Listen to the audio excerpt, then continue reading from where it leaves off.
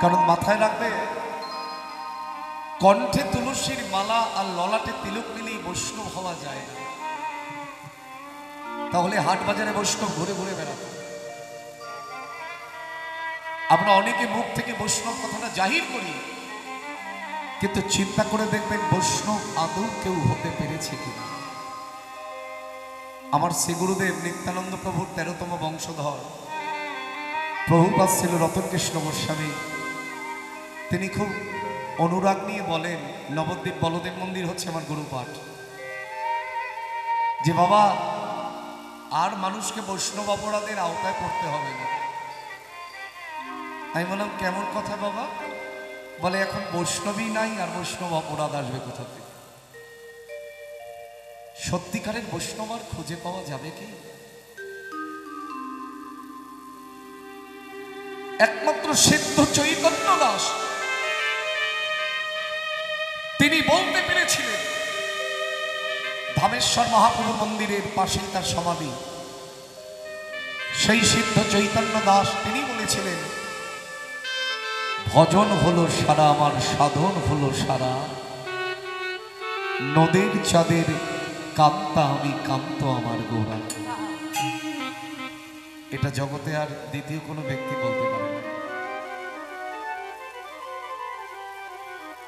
বৈষ্ণব হওয়া বড় কঠিন কাজ। অনন্ত দাস বাবাজির মতন বৈষ্ণব এখনো বৃন্দাবনে 2-3 জন মহাত্মা আছেন, তার মধ্যে প্রেমানন্দ বাবাজি, রাধাকুণ্ডের বিনোদ বাবা, আহা, যাদের ভজন ছাড়া কোনো লক্ষ্যই নাই। আর আমাদের ভজনের বাইরে অনেক লক্ষ্য। আমরা ভজন করতে জানি না, আমরা সব কিছু করতে জানি। সারাদিন সবকিছু নিয়ে আমরা মাতোয়ারা, কিন্তু গৌর গোবিন্দের চরণ দুটো বাদ দিই। আমরা স্বার্থে ভগবানকে ডাকি। আমার গুরুদেব বলেন, আমরা গৌর গোবিন্দের চরণে একটা তুলসী দিই, তাও নিজের স্বার্থ ছাড়া দেই না। ওই প্রত্যেকটা তুলসী পত্রের মধ্যে নিজের স্বার্থ লুকিয়ে থাকে। কিন্তু প্রকৃত অর্থে যারা বৈষ্ণব, নিজ স্বার্থ সুখের জন্য জগতে আসেনি, সবসময় চেয়েছে আমি সুখ পেলাম কি পেলাম না সেটা আমার দেখার দরকার নাই। আমি যখন ধরার বুকে এসেছি, আমি যেন কিঞ্চিত সুখ তাকে দান করতে পারি।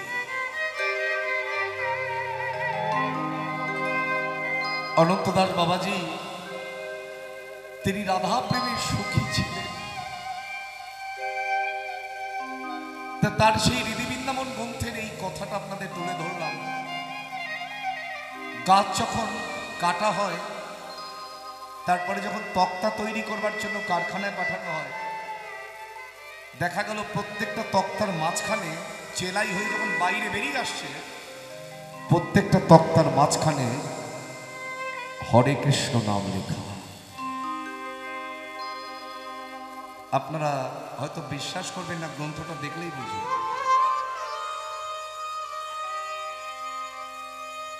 কত বৈজ্ঞানিক, কত গবেষক সবাই এলো, কি করে গাছের মধ্যে হরে কৃষ্ণ নাম গেল। গাছের ওপরে যদি হরে কৃষ্ণ নাম লেখা থাকতো, হয়তো আমরা বুঝতে পারতাম রাতের অন্ধকারে কেউ লিখে রেখে হয়তো চলে গেছে।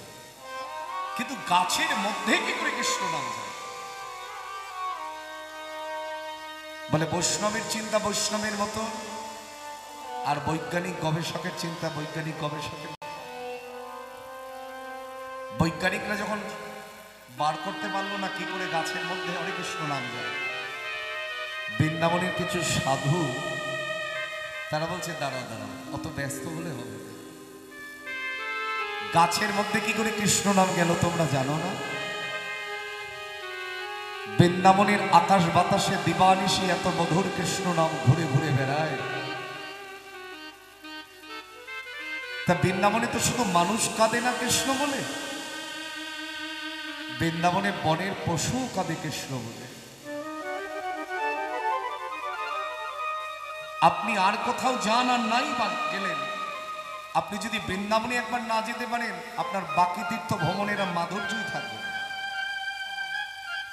কারণ বৈষ্ণব শাস্ত্র বলছে ত্রিলোকে পৃথিবী ধন্যা, ত্রিলোক, ত্রিলোক মানে ত্রিভুবন।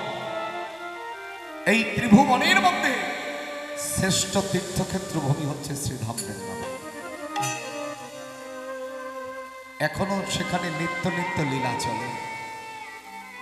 অদ্যপিও সেই লীলা করেন গোরা রায়, কোন কোন ভাগ্যবান ভাগ্যবতী তাহা দেখিবারে পায়। কোন কোন ভাগ্যবান ভাগ্যবতী, সবার ভাগ্যে হয় না। তাই সেই বৃন্দাবনের সাধু তারা বলছে এই আকাশ বাতাসে এত কৃষ্ণ নাম ঘুরে বেড়ায়, তারও তো একটা আশ্রয়ের দরকার, সে কোথায় থাকবে? কারণ মানুষের দেহটা গাছের থেকেও বেশি শক্ত হয়ে গেছে।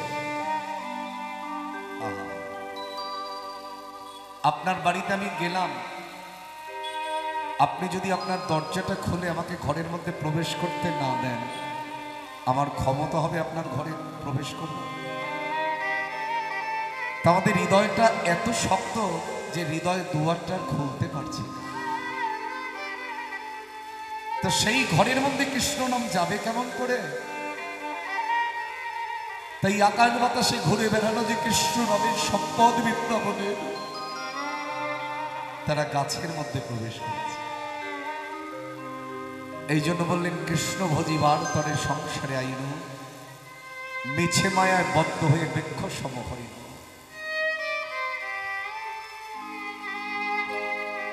শুধু মুখে বললে হবে না আমরা সনাতন ধর্মের মানুষ।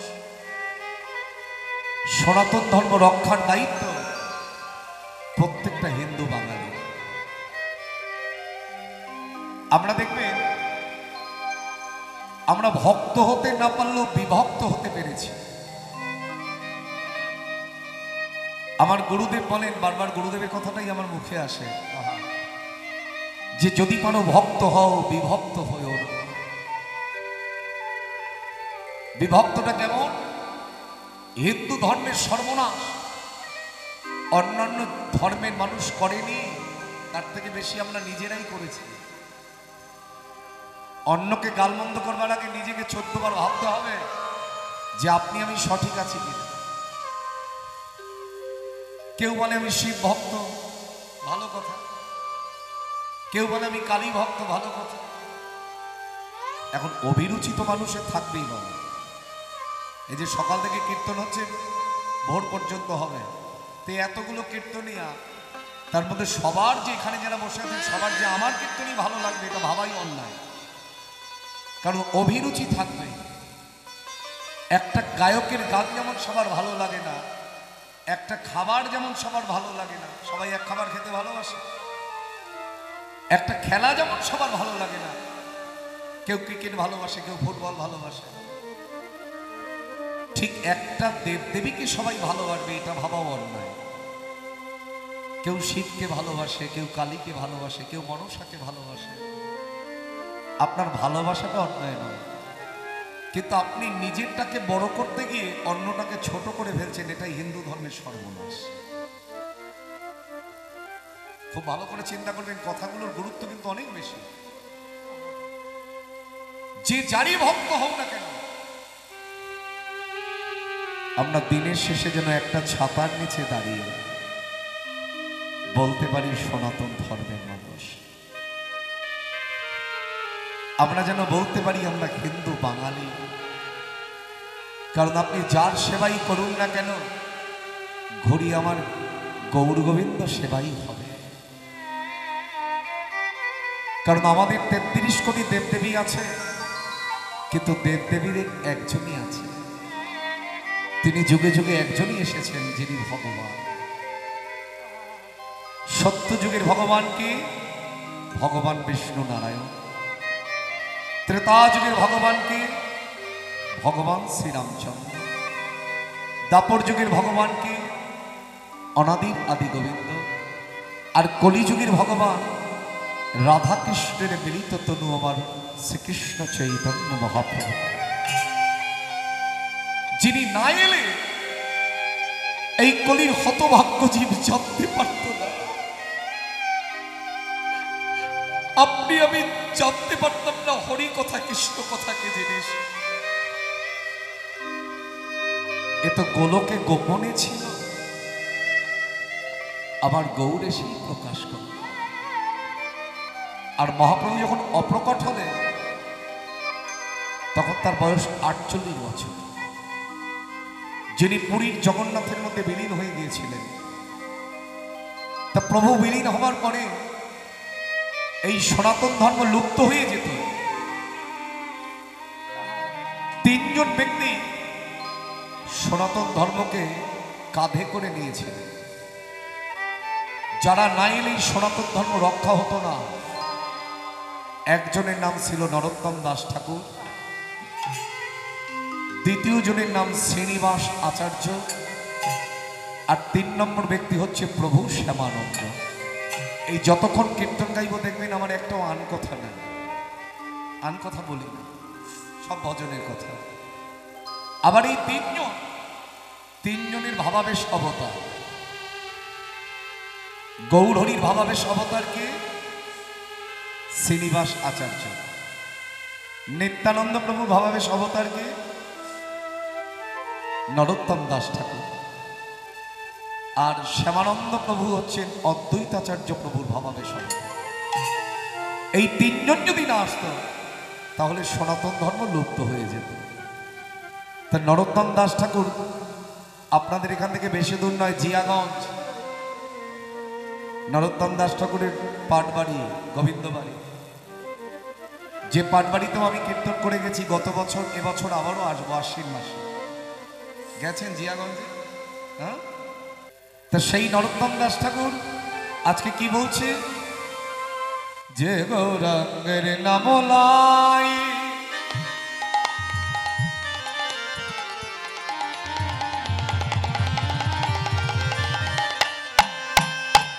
ওগো, যে গৌরাঙ্গের নাম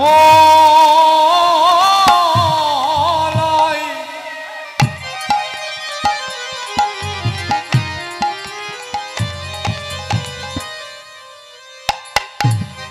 আবার তারও হয় প্রেমের উদয়। যে গৌরাঙ্গে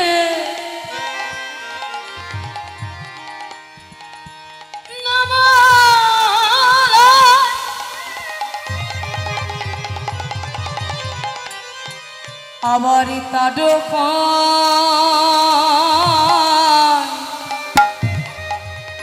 প্রেমের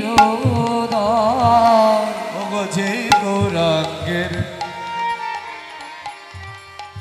নাম লয়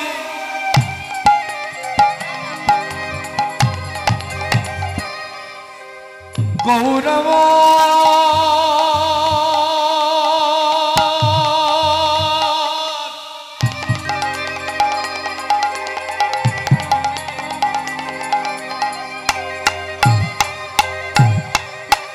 গোমর আমার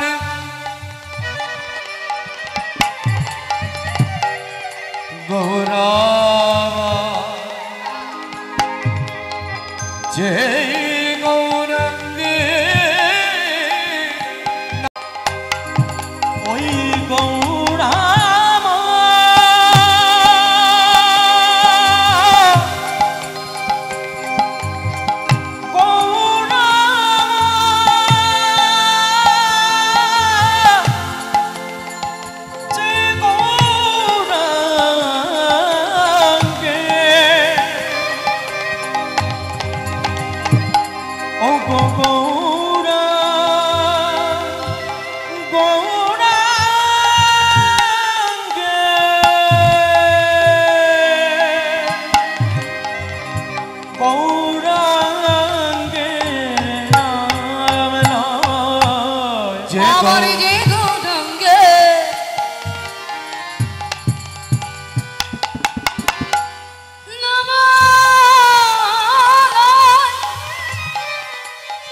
আবার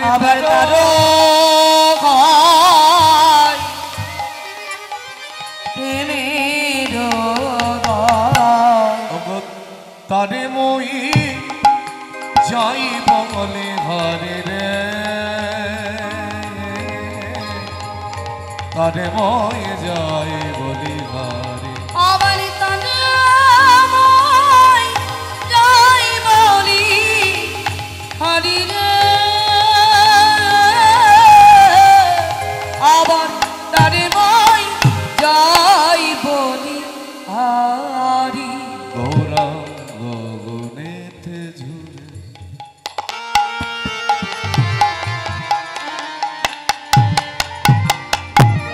গড়াই গাবা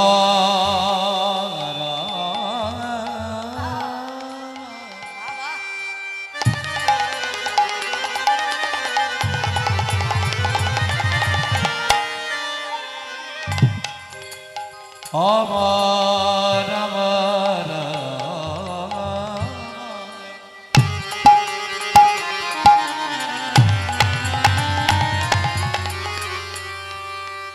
গৌরাঙ্গ গুণেতে ঝরে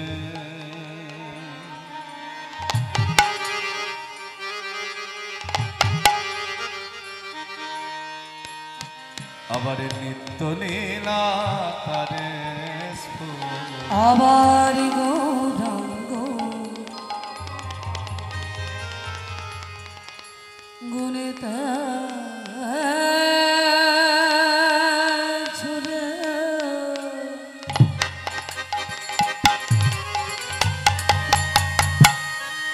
আবার নিত্যলে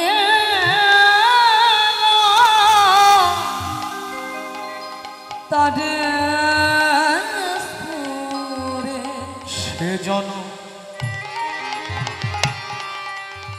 আমি বলছি না, নরোত্তম দাস ঠাকুর বলছে সেজন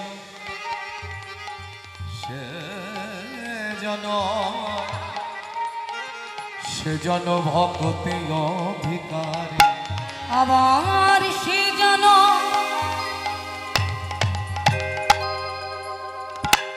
ভক্তি অধিকারী অধিকারী সে যেন ভক্তি অধিকারী। এখন গৌর প্রেমের অনুরাগ কখন আসবে? একবারে গৌর প্রেমের অনুরাগ আসবে, সেই অনুরাগের মালা পড়তে গেলে যারা অনুরাগকে আরো উজ্জ্বল করে তুলেছে তার প্রিয় পারিষদগণের চরণ আগে ধরতে হবে। ধরুন আমি আসরে আসার আগে আমার সম্প্রদায় এসেছে, এখন এরা যদি না থাকতো আমি একা পারতাম কীর্তন করতে? আমি তো এলাম পরে। এই যে দেখছেন এই কণ্ঠগুলো, তোরা যদি সাপোর্ট না দেয় আমার একার দ্বারা হবে? তাহলে ওদেরকে যদি আপনারা না ভালোবাসেন, আমাকে শুধু ভালোবাসলে সে ভালোবাসার কোনো মূল্য থাকবে না। ঠিক তদ্র যদি গৌরকে ভালোবাসতে হয়, গৌরের সঙ্গে যারা আছে সে গৌরাঙ্গের সঙ্গী গণে নিত্য সিদ্ধ করে আবার শ্রী গৌরাঙ্গে সঙ্গী গণে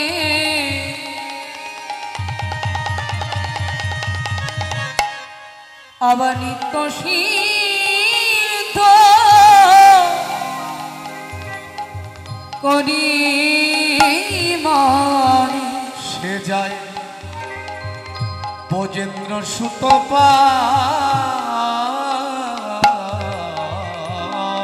আমার সে জয় ব্রজেন্দ্র সুত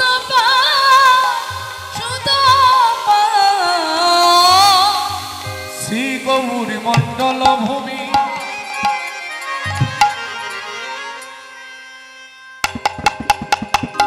ওগো জীবা জানি চিন্তামণি শ্রী গৌর মণ্ডল ভূমি গোড়ায় আমার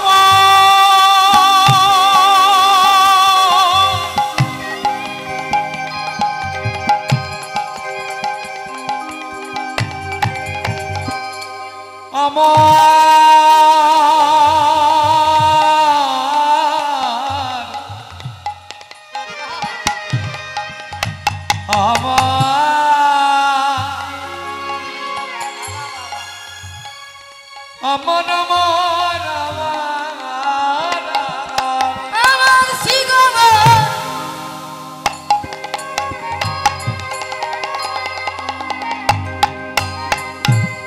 মন্ডল ভূমি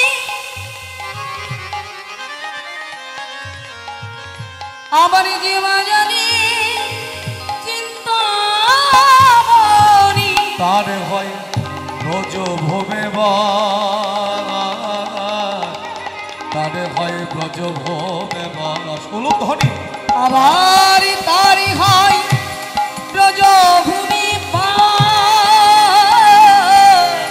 তারি হয় ব্রজভূমে ও সে ব্রজ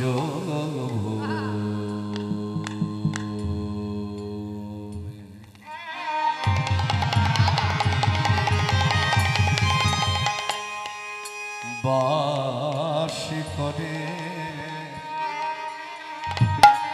যে গৌর মণ্ডল পরিক্রমা ও গৌর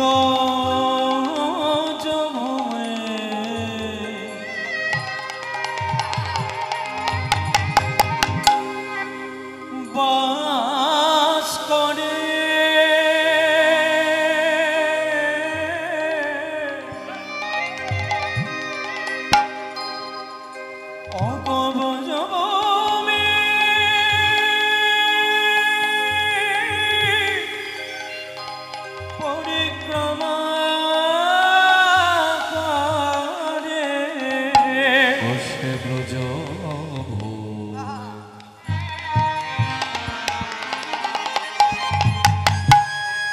বাস করে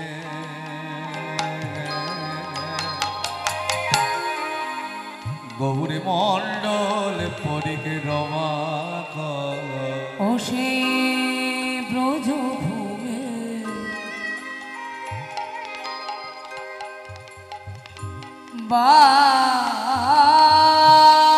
বাস করে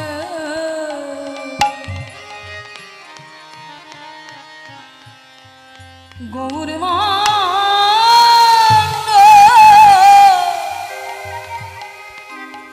পরিক্রমা করে শ্রী গৌর মণ্ডল ভূমি আবার যে বাজানে চিন্তা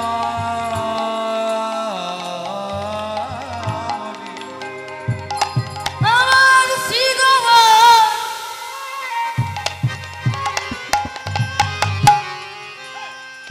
মন্ডল ভূমি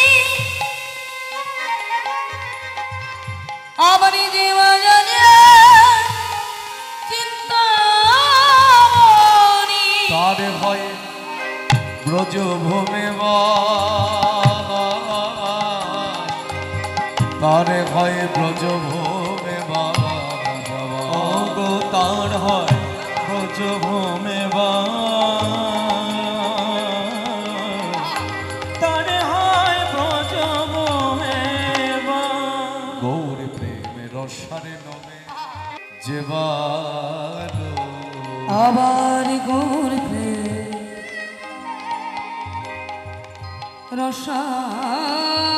রসারি নবে আবার সে তারা যে ডোবে সেরা ধামা মাধব অন্তরঙ্গ অন্তরঙ্গ আমার সেরা দামা মাধব অন্তরঙ্গ অন্তরঙ্গ আবার কি হে বাবনেতে থাকে যেন হাগুরঙ্গ বলে ডাকে অগি তাই বাবনেতে থাকে হাগৌরাঙ্গ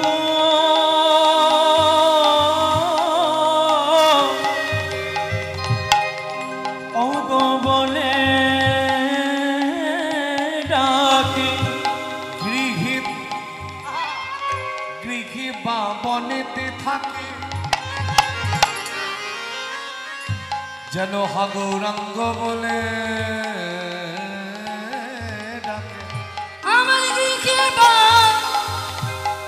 মনেতে থাকে, যেন হা গৌরাঙ্গ বলে ডাকে। নরোত্তম মাগে তার সঙ্গ, নরোত্তম মাগে তার সঙ্গ, নরোত্তম মাগে তার সঙ্গ, নরোত্তমে মাগে তার সঙ্গ, নরোত্তমে মাগে তার সঙ্গ, নরোত্তমে মাগে তার সঙ্গ। প্রেম সে বলো শ্রীকৃষ্ণ চৈতন্য মহাপ্রভু কি জয়। জয়। জয়ধ্বনি দিতে গেলে পয়সা লাগে?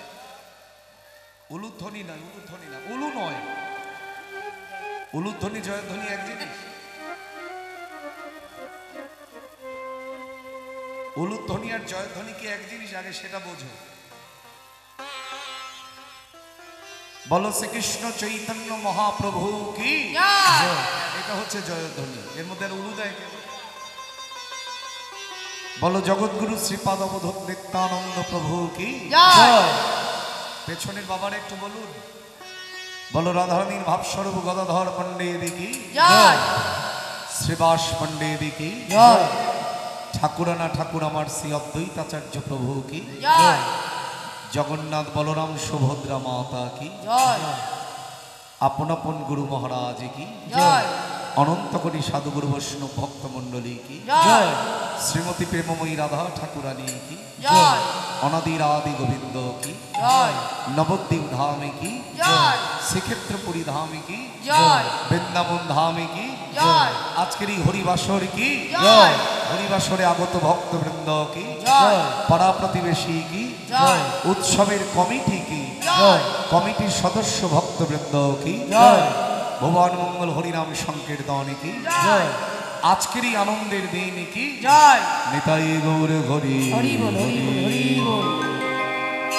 এইবার উলুধ্বনি দাও।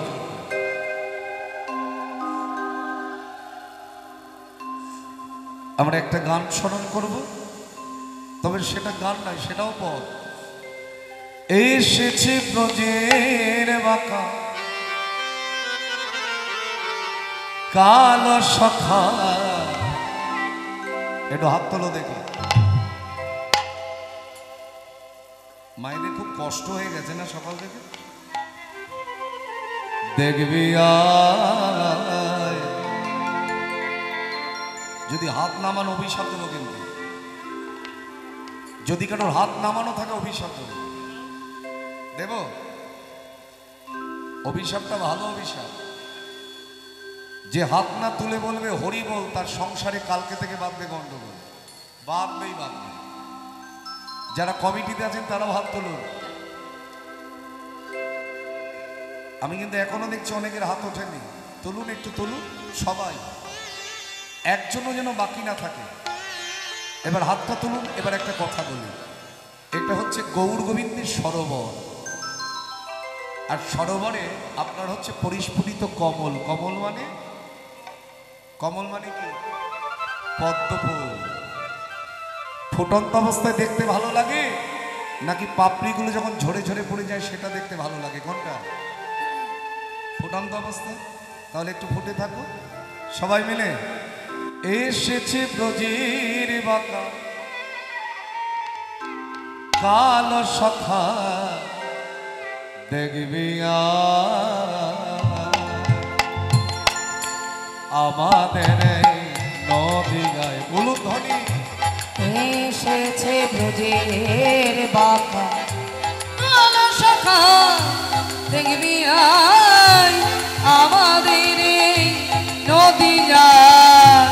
এসেছে ব্রজের বাঁকা কালো সখা, দেখবি আয় আমাদের নদী আয়। রং ফিরেছে, ঢং ফিরেছে, ওরা রং ফিরেছে, ঢং ফিরেছে, রং ফিরেছে, রং ফিরেছে রং ফিরেছে, রং ফিরেছে। নানাই এখন তারে চেনা দায় আমাদের নদী যায়। এসেছে ব্রজের বাঁকা কালো শাখা, দেখবি আয় আমাদের এই নদী যায়। এসেছে ব্রজের বাঁকা কালো শাখা, দেখবি আয় আমাদের নদী আয়। এখন তার কালো বরণ নাই, এখন তো কালো বরণ নাই। কেন কালো বরণ নেই কেন? অগরাই অঙ্গে, অগরাই অঙ্গে, অগরাই অঙ্গে অঙ্গ ঢেকে গভীর হলেন তাই। রায়ঙ্গে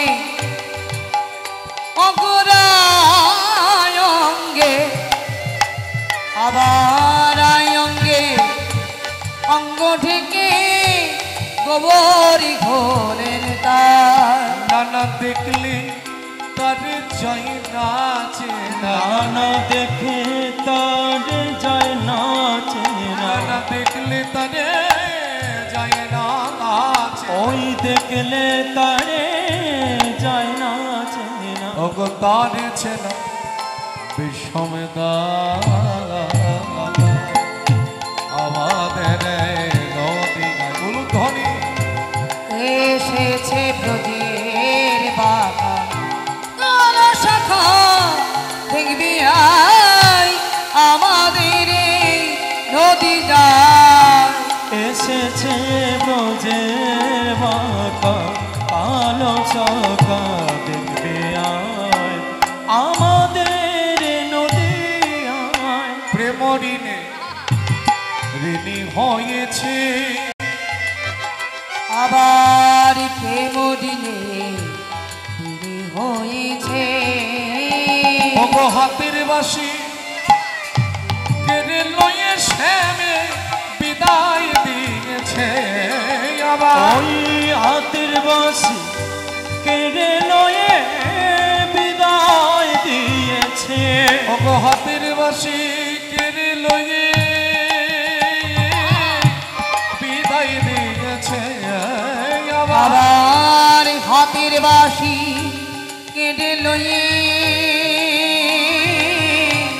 স্বামী বিদায় দিয়েছে। ওগো প্রেমরি সুদিবে কি সে আবার প্রেম। প্রেমঋণ শুধিবে কিসে, ওগো প্রেমরি সুদিবে কি সে। ওগো প্রেমঋণ শুধিবে তাই কিসে। মুখে রাধা, মুখে রাধা গুণগান আমাদের নদী। আর এসেছে ব্রজের বাঁকা কালো শাখা, দেখবি আয় আমাদের এই নদী যায়। এসেছে ব্রজের বাঁকা কালো শাখা, দেখবি আয় আমাদের নদী আয়। এদাস বিশ্বরূপী কয় এদাস বিশ্বরূপে গায়। ওগো কলি যুগে অবতীর্ণ জয় তন্ন দয়াময় আবার। ওগো কলি যুগে অবতীর্ণ চৈতন্য গোসাই। আবার এই কলি যুগে অবতীর্ণ চৈতন্য দয়াময় আবার। আর কলি যুগে অবতীর্ণ চৈতন্য দয়াময়। আমার মুখে হরি হরি বলে ওগো মুখে হরি হরি বলে। আমার মুখে হরি হরি বলে। আবার মুখে হরি করা গড়ে যায় আমাদের নদিয়া।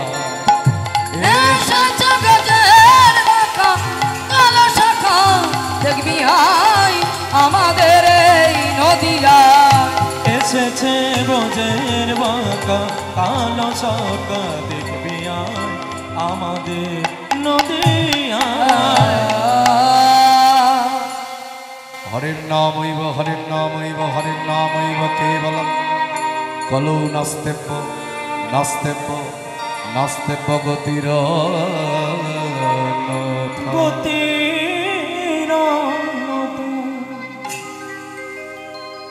অনাদির আদি গোবিন্দ দাদা বলরামকে সঙ্গে লয়ে, খুব মন দিয়ে শুনুন, খুব অনুরাগ, খুব প্রেম। কারণ মাথা রাখবেন, ভগবান হওয়া সহজ, ভক্ত হওয়া কঠিন। ভক্ত হতে গেলে অনেক পরীক্ষায় উত্তীর্ণ হতে হয়। অনাদির আদি গোবিন্দ দাদা বলরামকে সঙ্গে লয়ে কাশীধামের সন্নিকটে অবন্তী নগরে সন্দীপনী মুনির আশ্রমে আশ্রয় গ্রহণ করলেন। কারণটা কি? বিদ্যা অর্জন করবার জন্য। আর এদিকে বিদর্ভ নগরে দক্ষিণী মা, অভাগিনী মা তার ছোট্ট সুদামাকে নিয়ে বাস করেন। ঘরে আছে নারায়ণ শিলা। মাথায় রাখবেন, যারা জাতিতে ব্রাহ্মণ তাদের প্রতিদিন নারায়ণ শিলার সেবা করতে হয়। এমনকি যদি কোথাও পূজা করতে যায়, যজমান বাড়িতে গেলেও তাকে নারায়ণ সঙ্গে করে নিয়ে যেতে হয়। তো সুদামারা জাতিতে ব্রাহ্মণ ছিলেন, প্রতিদিন নারায়ণ শিলার সেবা করতেন। পাতার কুঠি এখন আর খুব বেশি দেখতে পাওয়া যায় না। পণ্যকুঠির পাতার কুঠি এখন আর এতটা কাঙাল মানুষের সংখ্যাটা কম। ওই পাতার কুঠিরের মধ্যে মার ছেলে থাকতেন, আবার পাতার কুঠিরের মধ্যে মাঝে মাঝে ছিদ্র ছিল। সেই ছিদ্র দিয়ে বৃষ্টি এলে কখনো নারায়ণের অঙ্গে জল লাগত, কখনো বৃষ্টির জলে নারায়ণের অঙ্গ ভিজে যায়, আবার কখনো প্রখর রবির কিরণে নারায়ণের অঙ্গ পড়ে যায়, অঙ্গ পুড়ে যায়। কিন্তু তথাপিও ভগবান ওই কাঙালের খরচে বড় ভালোবাসেন। অভাগিনী মা সারাদিন পথে পথে দাঁড়ে দাঁড়ে ঘুরে ঘুরে যা কিছু পায় অগ্রে নারায়ণের সেবা দেয়, তবেই তারা প্রসাদ পায়। আচ্ছা বলো তো মা, ভিক্ষায় গেলেই কি ভিক্ষা মেলে? এ জগতে নিজে চোখে তো দেখেছি, যে চালটা নিজেরা খেতে পারি না সেটা ভিখারিকে দেই, আবার দেইও না। অনেক সময় দাঁড়ে এলেই তো গা জ্বলে যায়, হাত আছে পা আছে, আমার দাঁড়ে কেন এসেছো, খেতে খেতে পারো না। মাথায় রাখবেন, সব ভিখারিকে এক জায়গায় রাখলে চলবে না। এই জগতে এমনও ভিখারি আছে যে ভিখারি নিজের খাবারের জন্য ভিক্ষা করে না, যে ভিক্ষা করে বেড়ায় দুবেলা আমার গৌর গোবিন্দ সেবা দেবার জন্য। কিন্তু আমি নিজে দেখেছি, নামযজ্ঞের জন্য যদি কেউ চাইতে যায় কারোর কাছে কিছু, যার 100 টাকা দেবার ক্ষমতা সে 10 টাকা বার করে দেয়, যার 1000 টাকা দেবার ক্ষমতা সে 10 টাকা বার করে দেয়। মাথায় রাখবেন, আমরা কাকে ঠকাচ্ছি? আমরা নিজেরাই ঠকছি। কাকে দেব এই জগৎ সংসারে যেদিন এসেছিলাম, যেদিন আপনি এসেছিলেন, আমি এসেছিলাম, সঙ্গে করে কিছুই নিয়ে আসতে পারি না। এখানে এসেই সব পেলাম। আবার যেদিন চলে যাব, আজকে গাড়িতে আসতে আসতেই বলছিলাম যে মানুষ নিজের টাকা নিজে ভোগ করে যেতে পারে নাই, এই তো আমরা মানুষ। তাহলে যার সম্পত্তি তাকে যদি না দিতে পারো, তাহলে ওই সম্পত্তির মালিক হয়ে বেঁচে থাকার কোনো মূল্য নাই। চোখ দুটো বন্ধ হলেই দেখবে ওই সম্পত্তির মালিকানা আর একজন নিয়ে বসে আছে। আমরা হচ্ছে গঙ্গা জলে গঙ্গা পূজা করছি। এখানে সে পেয়েছি। আজকে যারা কোটিপতি, কে বলতে পারে কালকে তারা ভিখারি হবে না? গ্যারান্টি দিতে পারবে? আবার যে ভিখারি হয়ে বসে আছে, সে হঠাৎ করে কোটি টাকার মালিক হবে না? ভগবান চাইলে সব হবে। বলে দিয়ে ধন দেখে মন, কেড়ে নিতে কতক্ষণ। যে অর্থ ভগবত সেবায় লাগে না, যে অর্থ বৈষ্ণবের সেবায় লাগে না, মাথা রাখবেন সেই অর্থ জীবনের কোনদিন ধরে রাখা যায় না।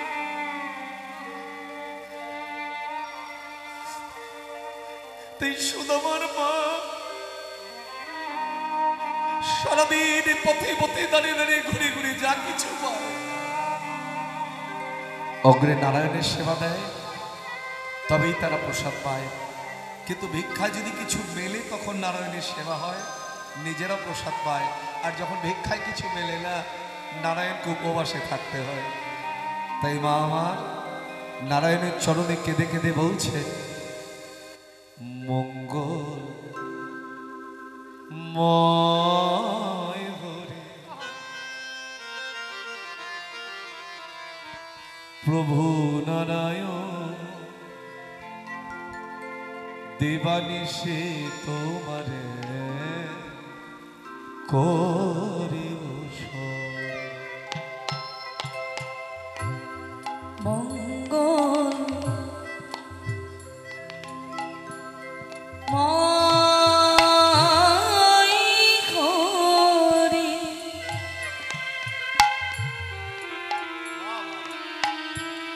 প্রভু নারায়ণ,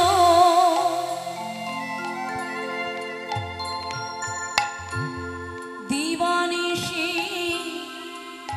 তোমার করিব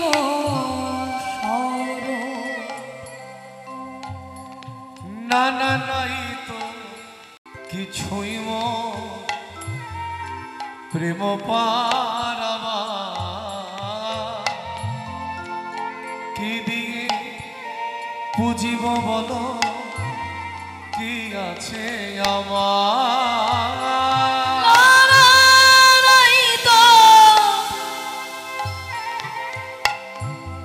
কিছুই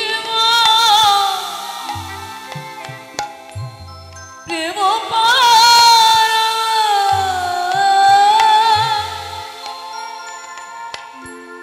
কি দিয়ে বুঝিব বলো, কি আছে নাই তো কিছুই প্রেম পারাবা, কি দিয়ে বুঝিব কি আছে আমার?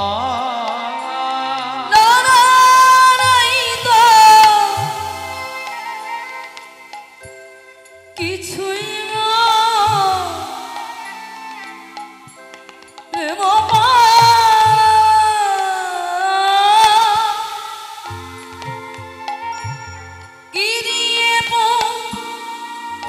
বুঝিবা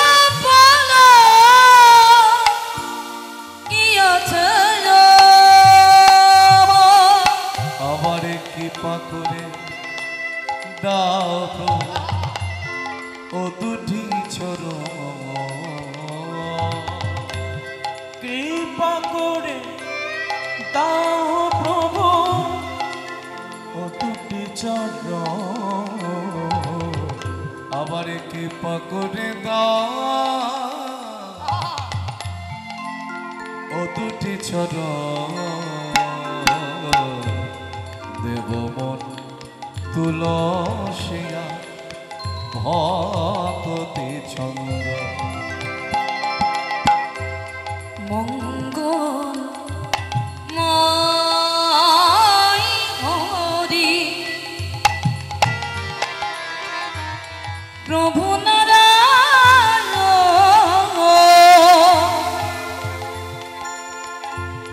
দিবানিশি তোমাদের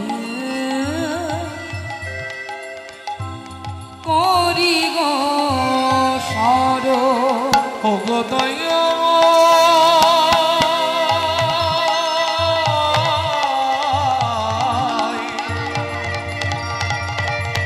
ও গো কৃপাময়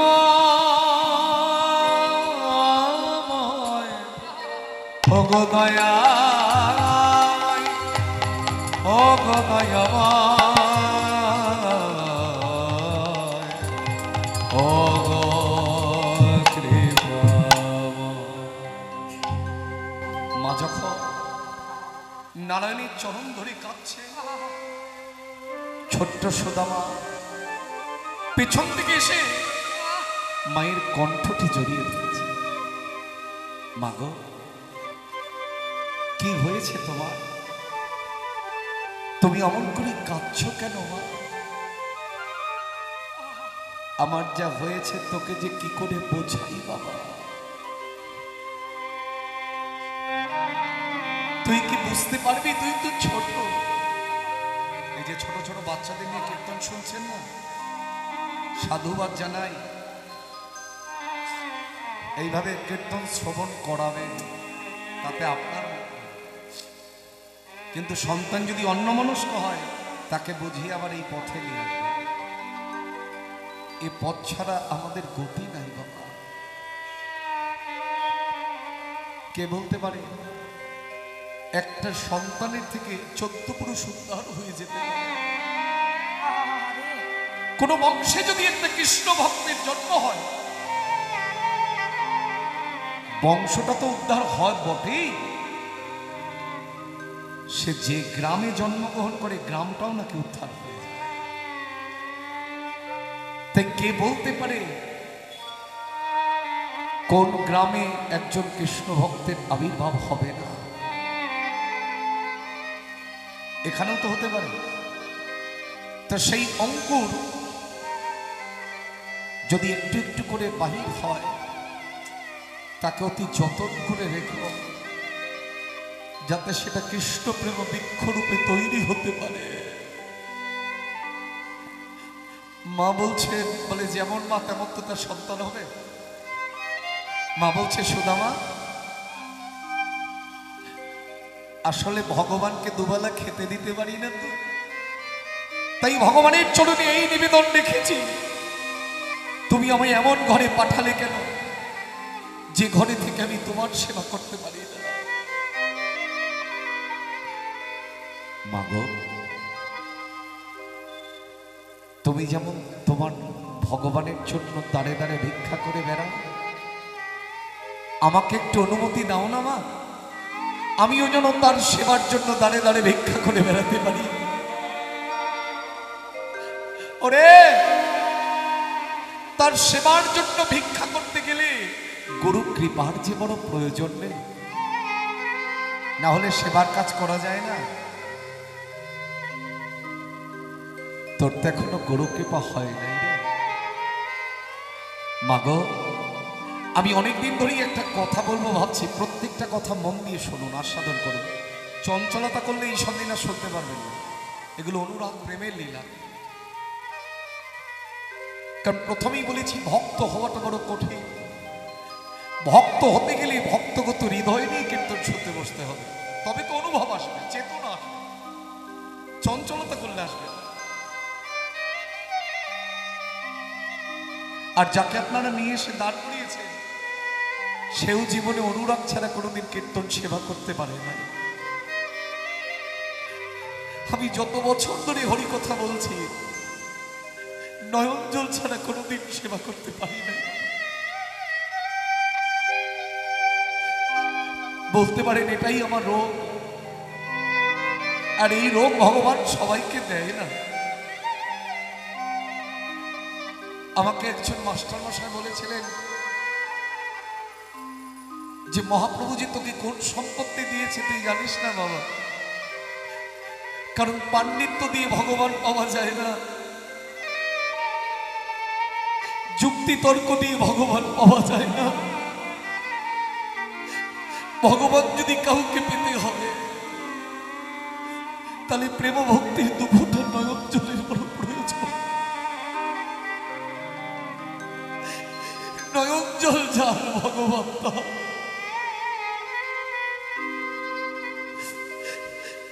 আপনি কে দিয়ে ভগবানকে পাবেন? ভগবানের কি কিছু নাই? আমরা লোভ দেখাই, ছেলে চাকরি পেলে হে গোবিন্দ তোমার মাথায় একটা 1 লাখ টাকা দামের সোনার মুকুট তৈরি করে দেব। ভগবান বলছে আরে যে তোর ছেলেকে চাকরি দিতে পারবে সে কি 1 লাখ টাকা দিয়ে একটা মুকুট নিজে তৈরি করে পড়তে পারে না? আমরা তো কথায় কথায় লোভ দেখাই, এটা করে দাও তবে দেব, তার আগে না। কে স্বার্থপর আমরা? মা, যারা ভগবান পেয়েছে তারা আগে দিয়েছে তারপরে পেয়েছে।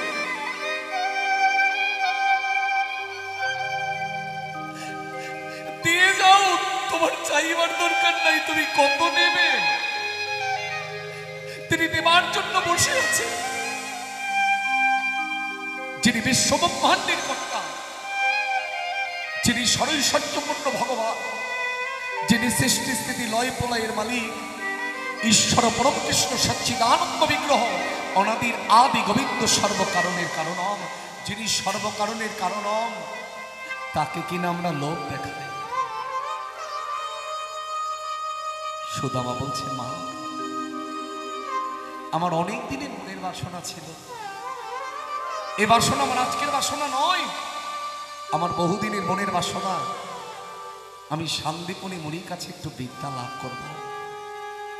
দেখতেই পাচ্ছিস বাবা, অভাবের সংসার, একবেলা খেলে অন্যবেলা খাওয়া জোটে না, তার থেকেও বড় কথা ভগবানকে দুবেলা খেতে দেব সেই সামর্থ্য পর্যন্ত নাই। আর সেই ঘরে থেকে তুই কিনা বিদ্যা লাভ করবি? কাঙালের যে কোনো আশা থাকতে নাই বাবা। আমরা যে কাঙাল, এমন আশা বুকে বেঁধে রাখাটাই অন্যায় রে বাবা। মাগো, তুমি কি ভেবেছ শুধু গুরুচরণ আশ্রয় করে জাগতিক জগতের বিদ্যা অর্জন হয়? গুরুচরণ আশ্রয় করে যেমন পুঁথিগত বিদ্যা অর্জন হয়, গুরুচরণ আশ্রয় করে কৃষ্ণ প্রেম বিদ্যা অর্জন হয়। ইহ জগতের বিদ্যা অর্জন করে আবার আমরা তো অনেকে অমানুষ হয়ে ঘুরে বেড়াই। মা বাবা বুকে রক্ত জল করে কষ্ট করে ছেলেকে ডাক্তার তৈরি করলো, ইঞ্জিনিয়ার তৈরি করলো, স্কুল টিচার তৈরি করলো, সবকিছু পাবার পরে মা বাবাই না খেয়ে পড়ে থাকে। এই তো আমাদের শিক্ষা। তাহলে যে শিক্ষায় মায়ের চোখের জল ঝরে, যে শিক্ষায় বাবার চোখের জল ঝরে, সেই পুঁথিগত বিদ্যায় শিক্ষিত হলে শুধু হবে না, যার মনুষ্যত্ব তৈরি হয় নাই তাকে সমাজ কখনো মানুষ বলে গ্রহণ করে। আর যে মানুষ হতে পারবে, মাথায় রাখবে, সেই একমাত্র ভক্ত হতে পারবে। আপনি যতই মালা তিলক নিয়ে ঘুরে বেড়ান না কেন, ভিতরে যদি মনুষ্যত্ব তৈরি না হয় জীবনে ভক্ত হতে পারবে। তাই সবার আগে প্রয়োজন মানুষ হওয়া।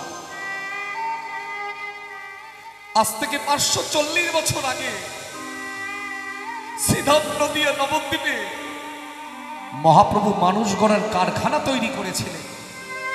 কিন্তু আজকের দিনে দাঁড়িয়েও আমরা এখনো অনেকে মানুষ হতে পারি নাই, সেটা আমাদের দুর্ভাগ্য। ডক্টর মহানন্দত ব্রহ্মচারী বললেন, তৎকালীন দিনে নবদ্বীপে একখানি প্রদীপ ছিল, প্রদীপের মধ্যে একটা সলতে ছিল, আবার অনেকে বলতেও বলে, কিন্তু সেই প্রদীপটাকে প্রজ্বলিত করবার মতো, জ্বালাবার মতো কোনো ব্যক্তি ছিল না, যিনি প্রদীপটিকে জ্বালিয়েছিলেন। জাগতিক জগতের তৈল দিয়ে নয়, হরি নামের দুফোঁটা নয়ন জল দিয়ে। তিনি হলেন আমার শ্রীকৃষ্ণ চৈতন্য মহাপ্রভু।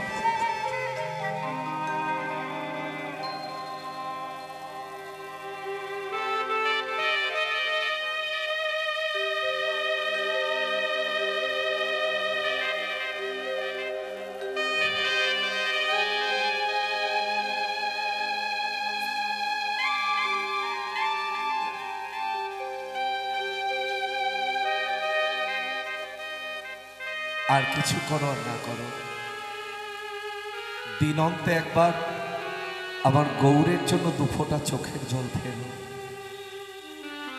তাতে তোমাদের মঙ্গল।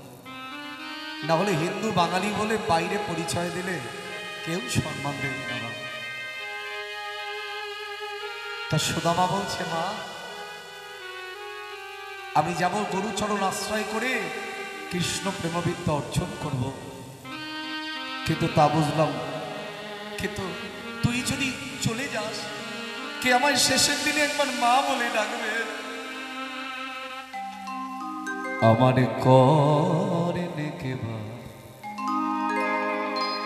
নাম দেবে, মুখে গঙ্গা আর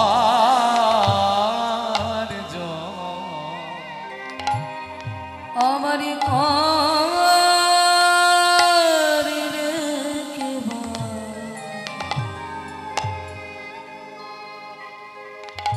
নাম দেবে, আমার মুখে গঙ্গা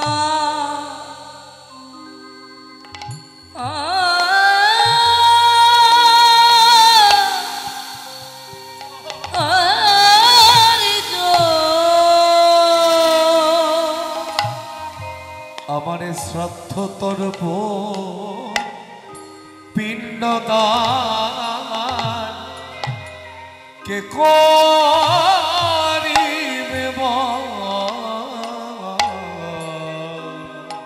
আমার শ্রাদ্ধ করিব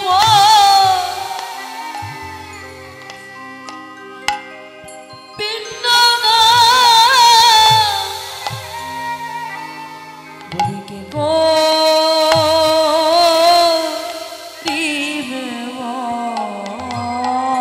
আমার শ্রাদ্ধ তর্প পিণ্ডদান কে করিবে?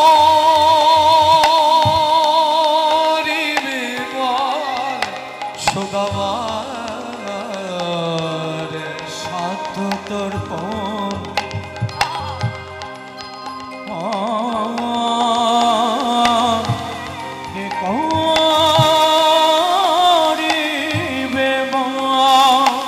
বল বল আমারই কেবা কেবাই আছে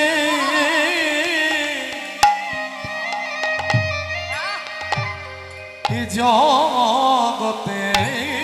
বলবারে কে ভাই আছে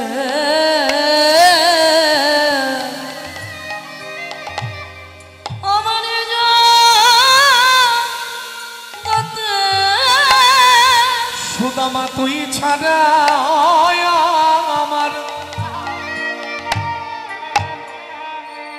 আমার পিণ্ড দিতে বল বলে কে ভাই আছে বাবা আমার এই জগতে? ওরে বল বল আমার পিণ্ড